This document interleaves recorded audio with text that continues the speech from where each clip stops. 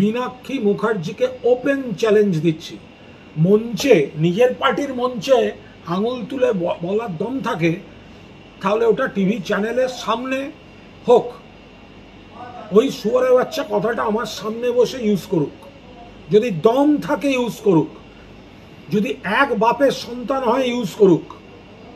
নমস্কার, কুণাল ঘোষ। একটা বিচিত্র বিষয় অনুরোধ পেয়েছি, সেটি হলো সিপিএমের মীনাক্ষী, আমার থেকে অনেক ছোট। মীনাক্ষী বক্তৃতা করতে গিয়ে অত্যন্ত উত্তেজিতভাবে আমাকে ইঙ্গিত করে শুয়োরের বাচ্চা শব্দটি প্রয়োগ করেছে। তো আমাকে অনেক শুভানুধ্যায়ী বললেন, মীনাক্ষী এরকম শুভানুধ্যায়ীরা বলছেন মীনাক্ষী এরকম শুয়োরের বাচ্চা এই শব্দটা ব্যবহার করেছে। আমি কি বলবো বলুন? প্রথম কথা, আমি সাংবাদিকতা করতে গিয়ে বা পরবর্তীকালে রাজনীতিতে সিপিএমের যে নেতাদের দেখেছি, মীনাক্ষী বয়সে অনেক ছোট, ওর সঙ্গে মুখ লাগাতে যাওয়া এটা কোনো সুস্থ রাজনীতিতে আমার পড়বে না। দুই হচ্ছে, আমি কোনো শ্যাওড়া গাছের শাঁকচুন্নির কথার উত্তর দিতেই বা যাবো। 3 নম্বর হচ্ছে, এটা আমার কাছে খুব আমোদের ব্যাপার যে আমি তৃণমূল কংগ্রেসের একজন সৈনিক, আমি দলের তরফে বলি, তো সেটা যে সিপিএম এর হজম হয় না, সিপিএম নিতে পারে না এবং আমাকে ব্যক্তি আক্রমণ করতে হয়, এটা একজন মুখপাত্র এবং দলের সৈনিক হিসেবে সেটা আমার সাফল্য। নিতে পারছে না, মঞ্চে দাঁড়িয়ে শুয়োরের বাচ্চা বলে ফেলছে, কি অবস্থা! আমি তো আমোদের সঙ্গে দেখছি এগুলো। আমি মীনাক্ষীকে বলি, যদিও খুব একেবারে ছাত্রনেত্রী নতুন আসছে, ব্যাপারটা তো সেরকম নয়, অনেক দিন ধরে ব্যর্থ, অনেকবার ভোটে হেরে ব্যর্থ, নিজের পাড়ায় দলকে জেতাতে পারে না, নিজের বুথে দলকে জেতাতে পারে না, ব্যর্থ, অপদার্থ, মুখে ন মারিনম জগৎ, শূন্য পার্টির একজন, এটা মানায় না, এই ভাষাটা প্রকাশ্যে যায় না। আমাকে অন্য আক্রমণ করুন, শুয়োরের বাচ্চা বলছেন, ভালো, তাহলে জেনে রেখে দিন আমি কাদের বাচ্চা। আমার বাবা মা হচ্ছেন ডক্টর কল্যাণ ঘোষ, আমার বাবা ছিলেন, এবং আমার বাবা মা দুজনেই আরজি করে স্টুডেন্ট। আমার বাবা এসএসকেএম এর বায়োকেমিস্ট্রির হেড ছিলেন। তার দীর্ঘ পেশেন্ট তালিকার মধ্যে অনিল বিশ্বাস, ডক্টর অসীম দাশগুপ্ত সহ একাধিক আপনাদের পার্টির প্রয়াত অম্বরীশ মুখার্জি, আপনাদের পার্টির বহু নেতা রয়েছে। একবার জিজ্ঞাসা করবেন এই নামটা পরিচিত কিনা, তারপর বংশ তুলবেন। আবার বংশ তুলবেন, এই কথাটা বলাও তো আবার সমস্যা। বংশ মানে কোন বংশ? মীনাক্ষী তো আবার বর্ধমানে, বংশ মানে কোন বংশ? বংশ মানে জন্মগত বংশ, নাকি বংশ মানে টাক টাক টাক টাক ওই সব হোয়াটসঅ্যাপের বংশ? কোন বংশ মীনাক্ষী ফলো করে সেটা তো মীনাক্ষী বলতে পারবে, আমি জানি না। আমি শুনেছি সিপিএম এ সুশান্তর খাটের ট্রেনিং এ অনেকে অনেক ভাষা শেখে। খাটের ট্রেনিংটা কি আমি তাও জানি না, কি কি ভাষায় শেখা আমি তাও জানি না। আমাকে একজন আজকেই বললো, দাদা সুশান্তর খাটের ভিডিওটা দেখেছেন? কেন ভাই?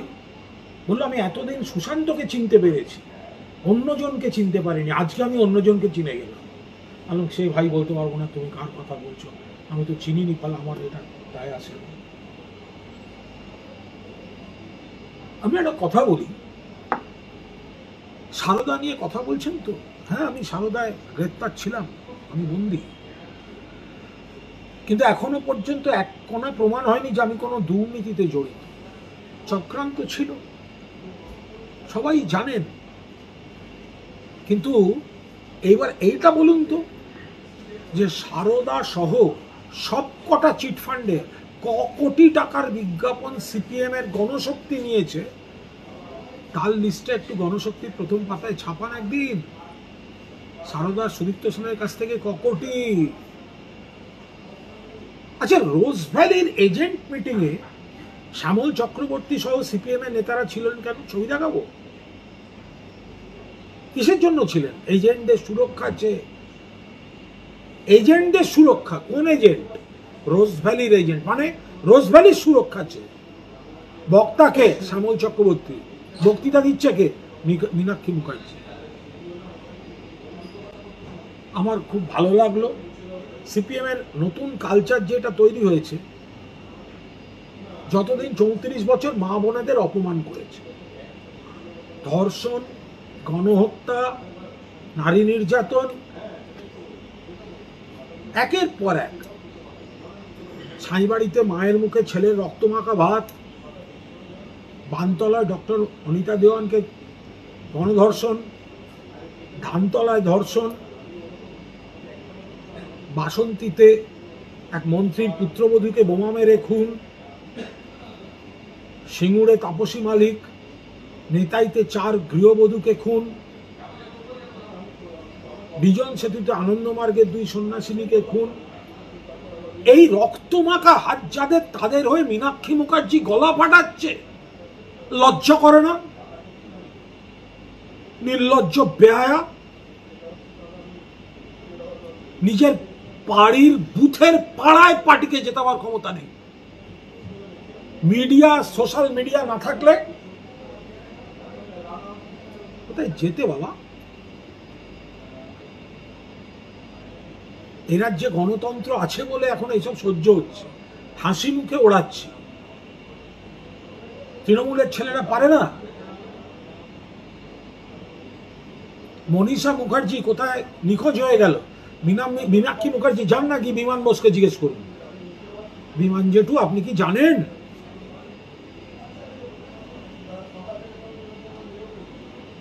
আমরা এই ব্যক্তি কুৎসা ফুৎসা করি না। রাজনীতি আমি জানি, আমি সবিনয় বলছি, আমি জানি, আমি যুক্তিতে কথা বলি। আমার বিরোধী পক্ষ যখন আমাকে পাল্লা দিতে পারে না, তখন এই সব কথা বলে। আমি মীনাক্ষী মুখার্জিকে ওপেন চ্যালেঞ্জ দিচ্ছি।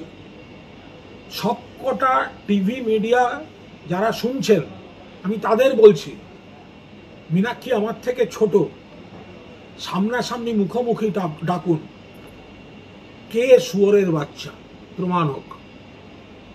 মীনাক্ষী মুখার্জিকে ওপেন চ্যালেঞ্জ দিচ্ছি। মঞ্চে, নিজের পার্টির মঞ্চে আঙুল তুলে বলার দম থাকে, তাহলে ওটা টিভি চ্যানেলের সামনে হোক। ওই শুয়োরের বাচ্চা কথাটা আমার সামনে বসে ইউজ করুক, যদি দম থাকে ইউজ করুক, যদি এক বাপের সন্তান হয় ইউজ করুক, এবং মানুষ সেই বিতর্কটা দেখুন। মীনাক্ষী আমার সামনে দাঁড়িয়ে শুয়োরের বাচ্চা শব্দটা বলুক। একা একা নিজেদের পার্টির মঞ্চে হাত পা ছুঁড়লে